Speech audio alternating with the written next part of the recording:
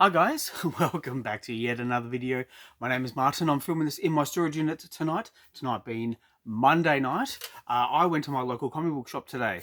I don't usually go on a Monday, but opportunity rang and I was able to pop in and have a nice chat to the guys at and the girls at All Star Comics in Melbourne, 53 Queen Street, or allstarcomicsmelbourne.com, I think it is.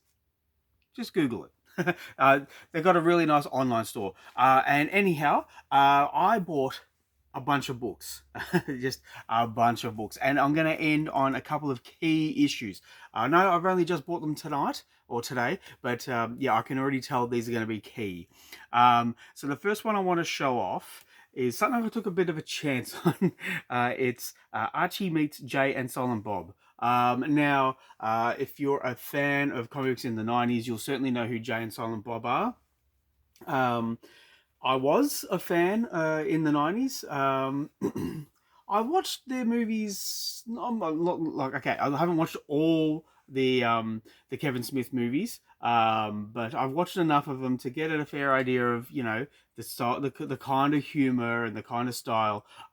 And yeah, it's all good. But I thought I'll take a chance because um, like what did I buy? I bought the Predator and Archie. I bought the Punisher and Archie. I even think I have the Sharknado and Archie comic books. So I thought, yeah, why not? Let's just have a little bit of fun here with Archie meets Jay and Silent Bob. Actually, just remembered, I did a convention with my brother, I think over in Adelaide, and Jason Mewes was walking around. He was one of the guests, and he's a nice guy. He's a nice guy. Bumped into him. He said hi, and yeah, nice guy. But that was a while back now. Anyway, moving on. Next up, we have Fantastic Four: First Steps, the first issue.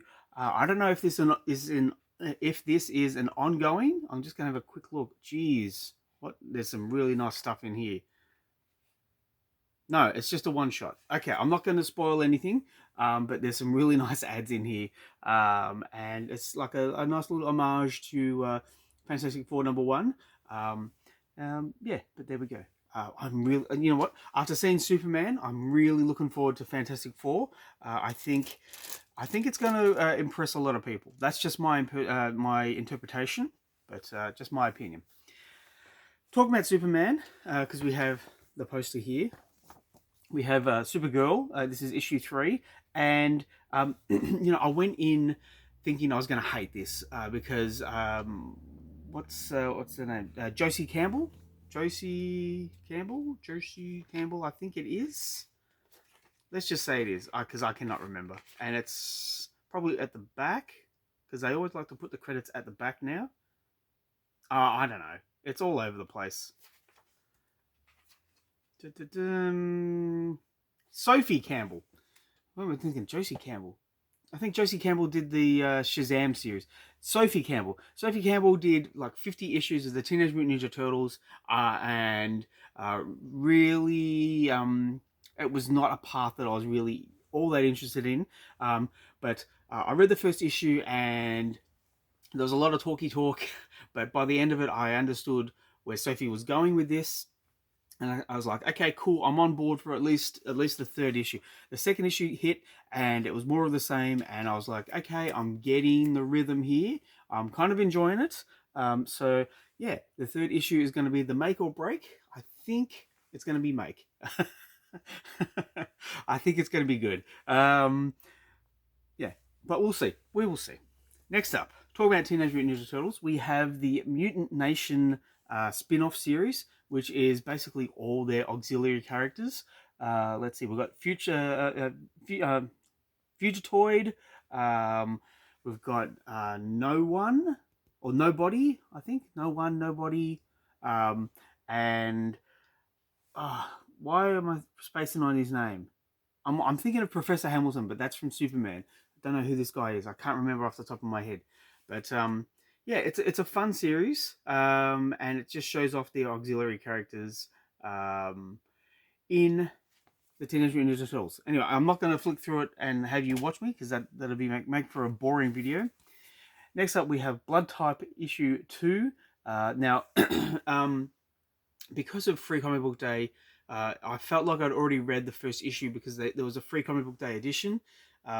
So I read issue 1 and I was like, "Yeah, this is more of the same." Um, but uh, then, actually, from memory, I have a whole lot of horror anthology back at home, and I read Blood Type issue 1, and then I was reading an old horror anthology book, I think from DC, and they had a similar story in there about a vampire out at sea, and it was interesting that the stories kind of aligned, but it's such a fun, such an interesting story that I don't mind. I don't mind at all. So I'm continuing to get this because the first issue was very interesting. Now, I took a bit of a chance on this. It's issue 1 of Wild Animals, and I bought this for 2 reasons. 3 reasons, really. Mad Cave. Mad Cave are going gangbusters. High quality work is coming out of Mad Cave. Now, Ed Brisson. Ed Brisson's the second reason. I saw his name solicited as the writer, and it's almost an instant buy when I see Ed's name. I thought I saw this cover and I thought that looks pretty cool.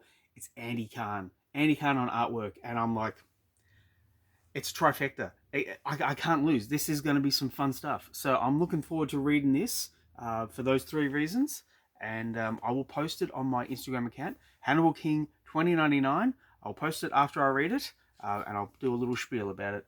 Next up, we have Aquaman issue 7. Now, not as much fun as Green Lantern, but Jeremy Adams kind of knows where he's going, and he's finally kind of hit the ground running with this series. And I could not be happier because Aquaman is back on the shelf where he belongs. So as long as it continues to come out, I will continue to buy it because I'm an Aquaman fan. Next up, we have Toxic Avenger issue 2, and I just realized I have to contact All Star. There's the Toxic Team Up issue 2. It's just hit the shelves, and it's not in this order. I have to email them when I get home because it's Toxic Avenger meets the Jersey Devil, and the first issue of the Toxic Team Up was wild. It was it was incredible. So I'm looking forward to reading this because it's by the same creatives, give or take, but it's by Ahoy Comics, and it's weird, wacky stuff. Now I bought this off the shelf. It's not on my standing order, but every time I see a new issue, I pick it up. I wasn't thinking I was going to get it, but it's issue 25. It's kind of like a landmark anniversary issue at least, and I was just intrigued by the cover, especially being all white. I thought I got to get this in a bag and board pretty quick because these white covers, they get dinged up pretty quick. But I want to read it first. So yeah, there we go. Now I've got a few more to go. Next up is Fantastic Four issue 1 with Humberto Ramos on art, but Ryan North still writing. And I don't know where Marvel are going with this. I had a letter printed in the last issue, issue 33, and I basically derided Ryan North's writing style, and I was talking about how I found him boring and bland. How I found his writing to be boring and bland. But only on Fantastic Four. Like he did the Unbeatable Squirrel Girl, and that was a fantastic series. It was a ton of fun, and that's Ryan North's strengths. But I think a lot of his strengths are lost on the Fantastic Four. But I have to say, it looks good.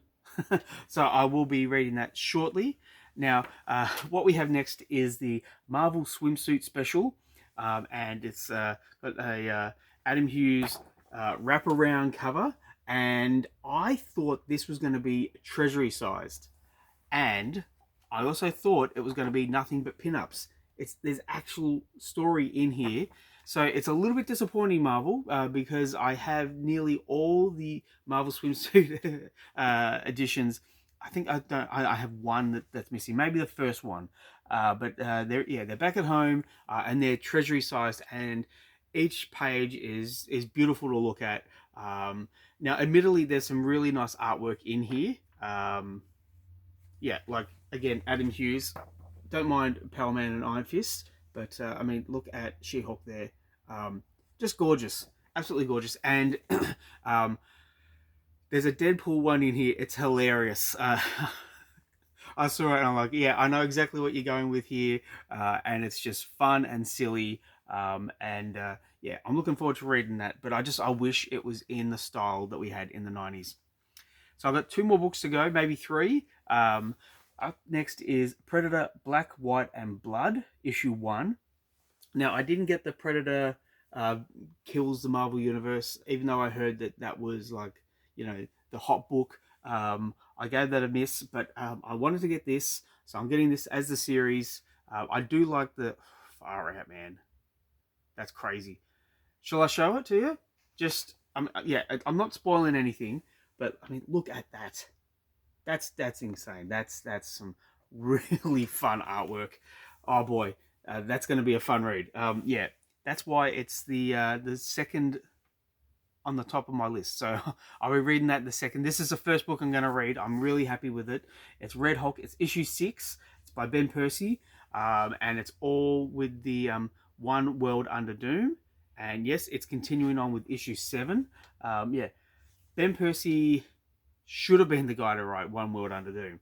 He understands the concept. He understands political intrigue and also action and suspense. And yeah, the last couple of issues has been building up to something that's happening in here, and it's finally hitting off with this issue. So I cannot wait to read it. That's why it's at the top of my pile. Yeah, cannot wait. Now, I've got two more books to show. Like this. It's Phantom issue 2000, and in hindsight, I should have gotten out issue 1000, which my brother bought in the 90s, because it's a big, thick book, and he got it for a whopping $10. So $10 in the 90s was, it was fairly costly. But as you can see, it's a big, thick book, and it says here that it's 228 pages, and I've gone through it, and it looks great.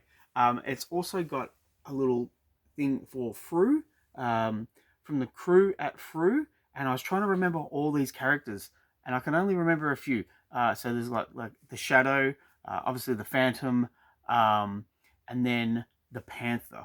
The Panther's right there, and it's just he's a really old character. But then I don't know who this motorcycle is. What's this motorcycle? Is it just a comic book about motorcycles? I just don't know.